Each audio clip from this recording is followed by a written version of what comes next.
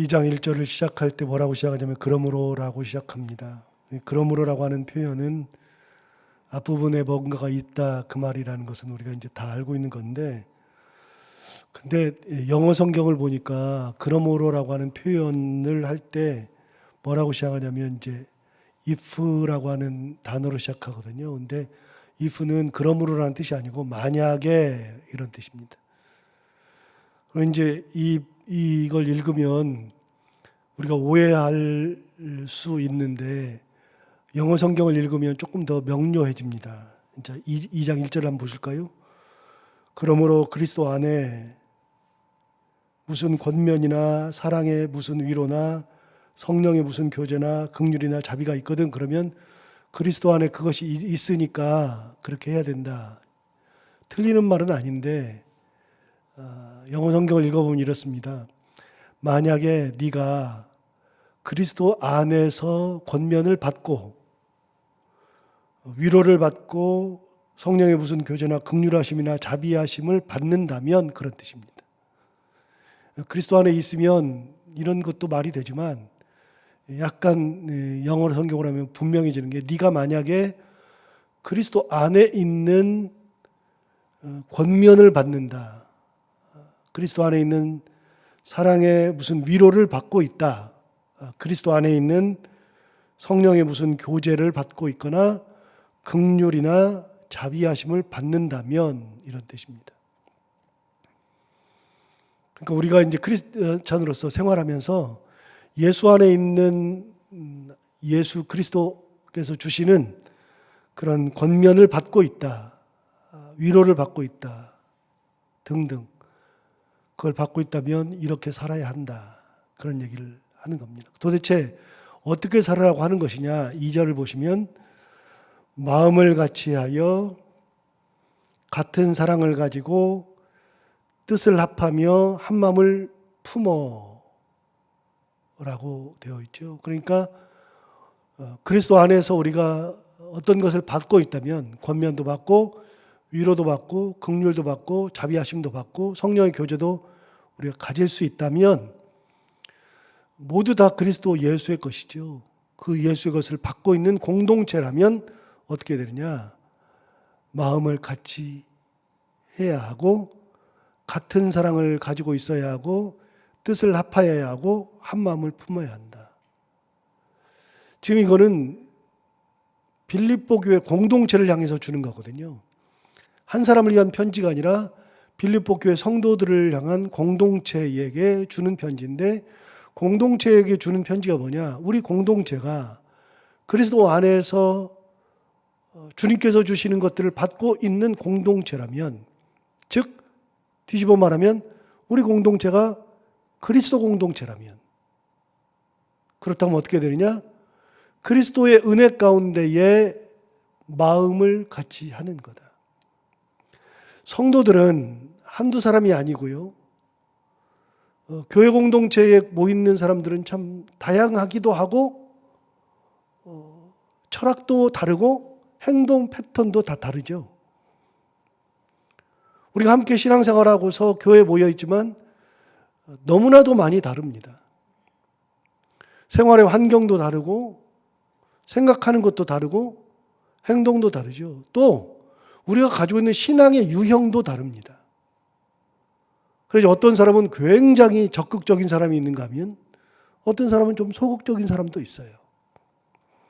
어떤 사람은 활동을 좋아하는 사람이 있는가 하면 어떤 사람은 활동을 그닥 좋아하지 않는 사람도 있습니다.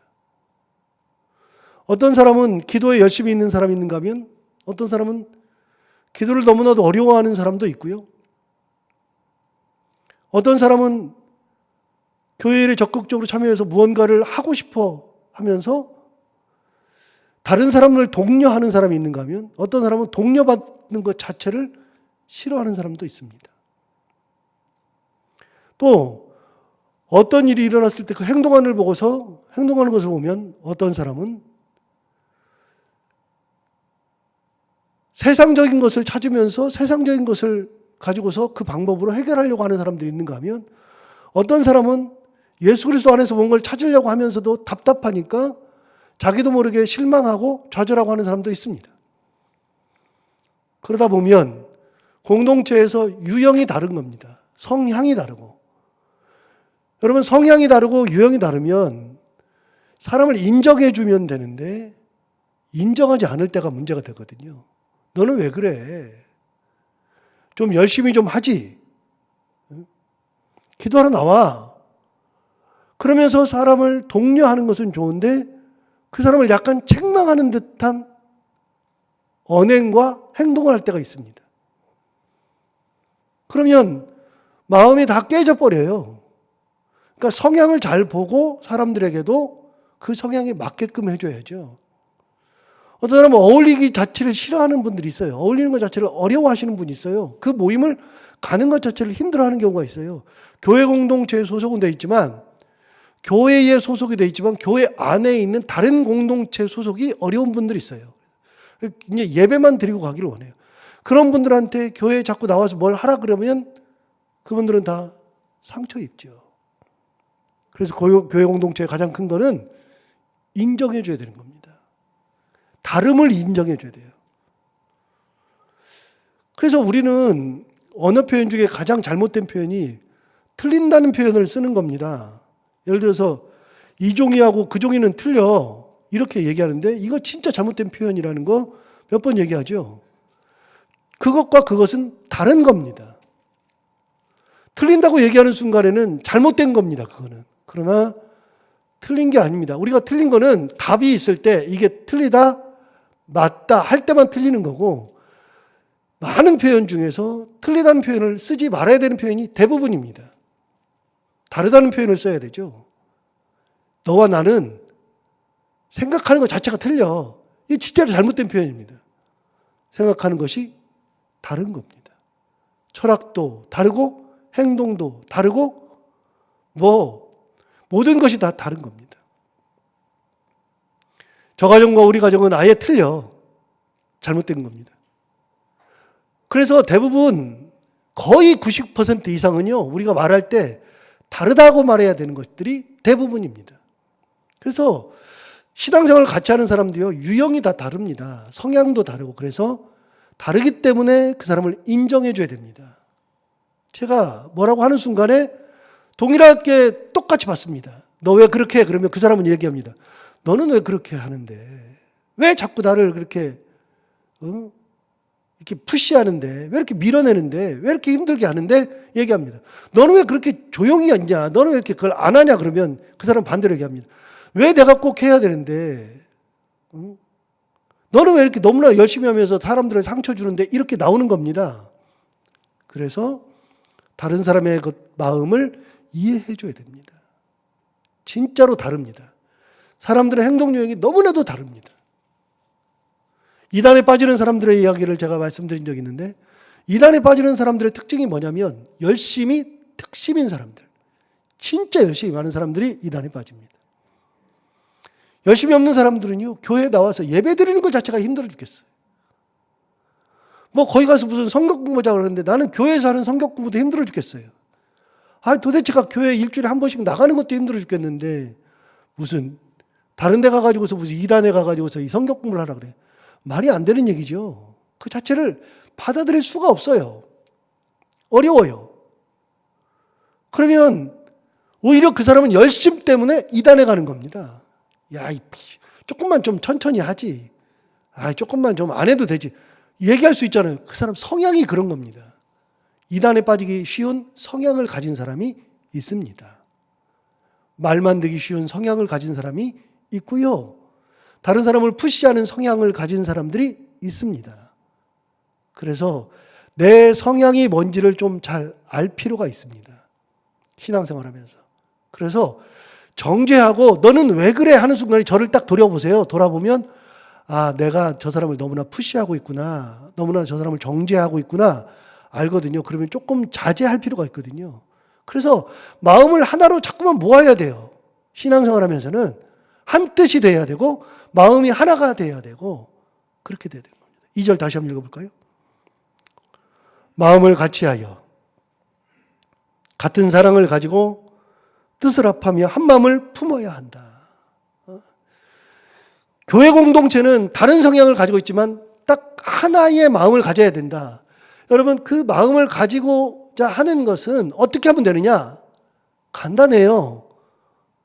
내 기준에서 다른 사람을 판단하는 것이 아니라 그리스도의 것으로 바라보면 돼요. 자, 1절 시작을 뭐라고 했냐면 이렇게 계세요. 그리스도 안에 무슨 권면이나 사랑의 위로나 성령의 무슨 교제나 긍휼이나 자비가 있거든. 다시 말하면 만약에 네가 그리스도 안에 있는 권면도 받고 사랑의 위로도 받고 성령의 교제도 받고 긍휼도 받고 자비를 받는 존재라면 무슨 말입니까? 여러분, 행동의 근거가 그리스도입니다. 그래서 사람들을 바라볼 때에는 어떻게 바라보는 거냐? 그리스도의 눈으로 바라보면 됩니다. 그래서 저 사람한테 뭐라고 할 게 없어요. 왜요? 저 사람도 그리스도께서 뭐 하는 분이에요? 사랑하는 분이에요. 저분도 그리스도께서 귀하게 여기시는 분이에요. 모두 다 그리스도께서 귀하게 여기시는 분이지 내 기준으로 너는 왜 그래? 그럴 필요가 없어요. 내가 왜 그래? 할 필요가 없죠. 주님께서 그럼에도 불구하고 사랑하시는데. 여러분, 가끔 그런 얘기하죠. 남의 집 애들 혼내면 안 되잖아요. 그 집 귀한 아들인데, 걔도 그 집 귀한 아들인데, 귀한 자식인데 내가 혼내면 안 되잖아요. 당연한 거죠. 그 집은요, 그 애는요, 세상 누가 뭐라 그래도 그 집에 가면 그 부모는 그 아이가 가장 소중한 아이예요. 자, 우리는요, 같이 신앙생활하는 사람들 누구든지, 자, 여기 있는 분 누구든지 제 기준으로 볼 때는요, 성경을 저만큼 몰라요. 그럼 저는 이렇게 말할 수 있죠. 성경을 왜 이렇게 몰라요? 아니, 지금 6년 넘게 7년 동안 얘기하는데 왜 이렇게 성경을 몰라요? 그럴 수 있잖아요. 말이 되는 얘기예요, 그게? 말이 안 되죠. 왜요? 성경은요, 봐도 몰라요. 저는 성경을 신학교에서 3년이나 배웠고, 그리고 또 공부하고 또 하고, 하루 내내 성경을 쳐다볼 때도 있고, 성경만 쳐다보면서 연구하는 사람이니까 당연하죠. 그러면 여러분에게 그런 소리를 하는 게 아니라, 모르는 게 당연한 겁니다. 여러분, 모르는 게. 내 기준으로 상대방을 보는 것이 아니라 그리스도의 마음으로 보는 겁니다. 답이 1절에 있습니다.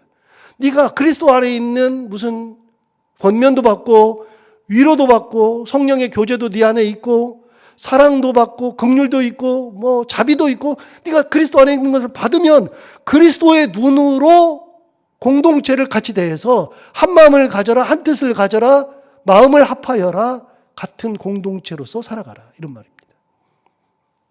그래서 교회 생활할 때 공동체를 꾸려나갈 때는요, 내 눈으로 상대방을 보는 게 아니라 그리스도의 눈으로 상대방을 보는 겁니다. 그리스도의 눈으로. 그게 2절입니다. 3절 볼까요? 3절. 아무 일에든지 다툼이나 허영으로 하지 말고 오직 겸손한 마음으로, 이렇게 시작했어요. 자, 어떤 일이 있든지 간에 다툼이나 허영으로 하지 말아라. 여러분, 다툼과 허영은 다 상대방 의식할 때 나오는 겁니다. 상대방을 의식할 때. 그래서 상대방을 의식하면서 다투고 너는 왜 그래? 그리고 저 사람 하니까 나도 해야지. 여러분, 내가 저 사람이 하니까 나도 할 수 없어요? 100% 할 수 없어요. 왜요? 나는 내가 가지고 있는 그릇이 있어요. 그릇이.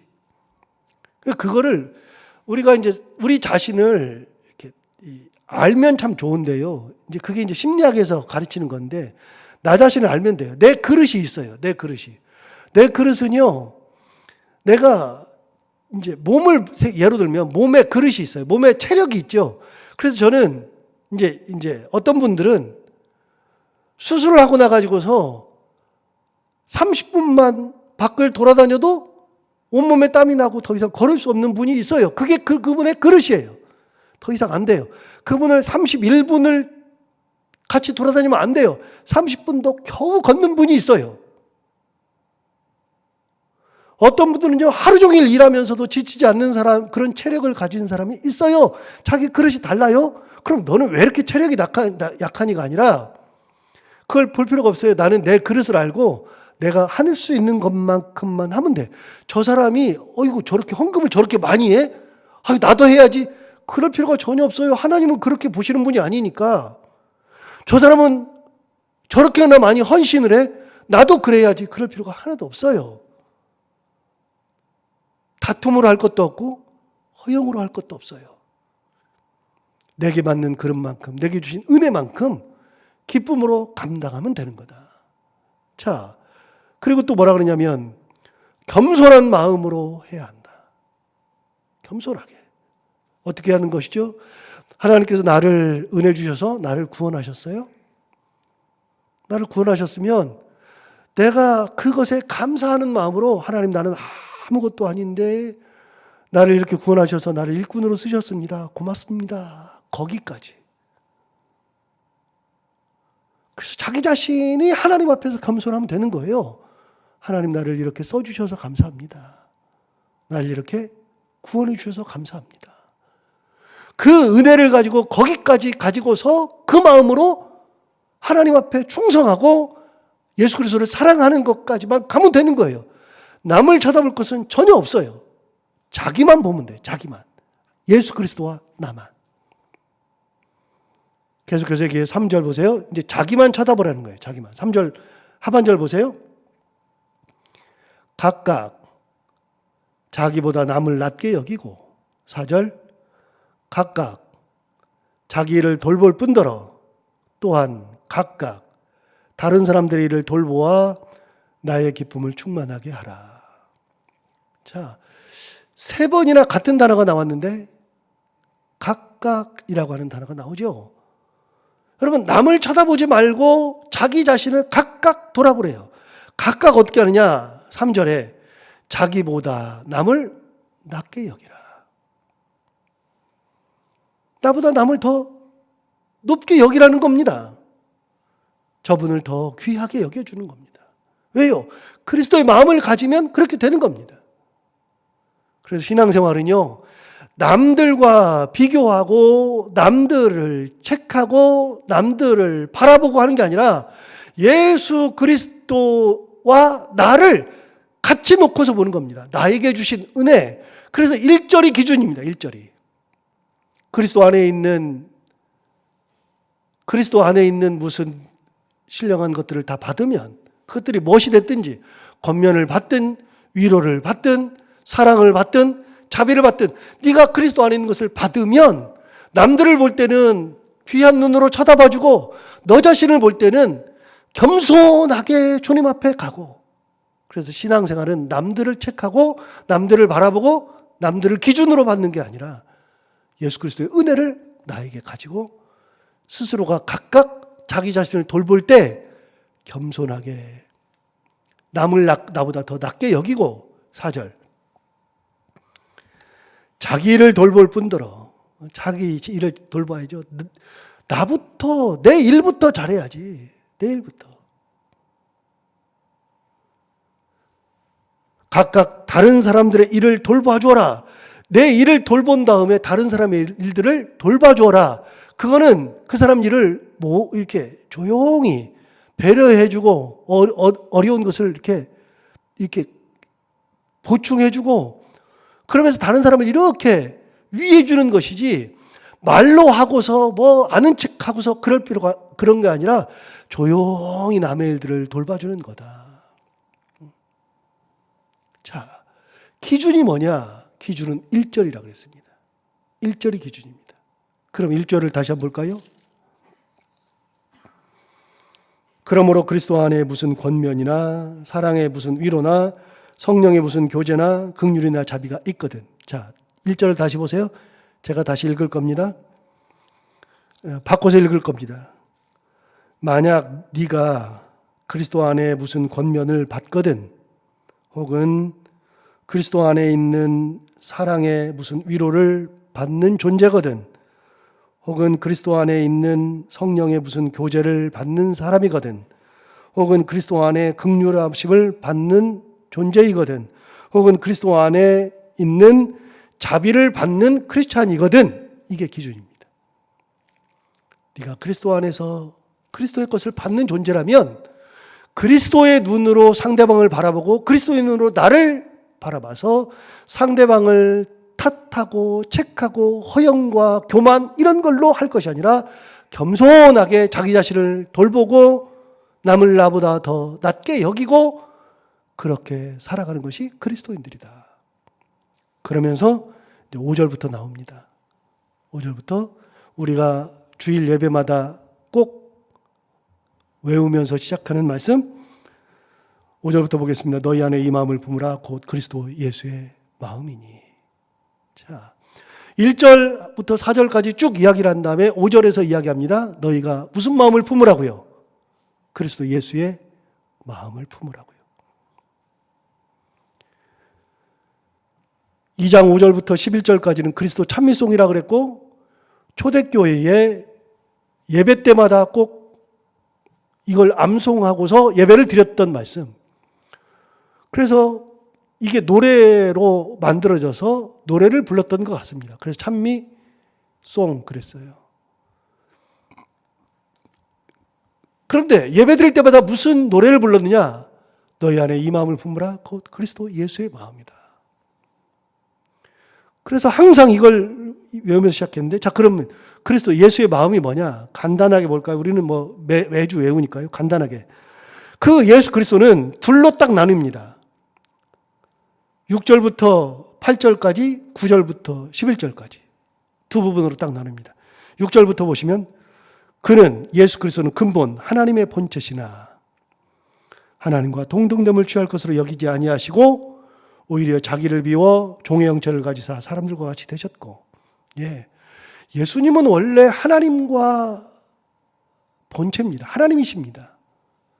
그런데 하나님과 동등됨을 취할 것으로 여기지 아니하시고 어떻게 했느냐? 오히려 자기를 비워서 종의 형체를 가지사 사람들과 같이 되셨다. 주님께서 하나님이신데 종의 형체를 가져서 사람들과 같이 되셨다. 자, 그러면 사람을 뭐라고 표현했어요?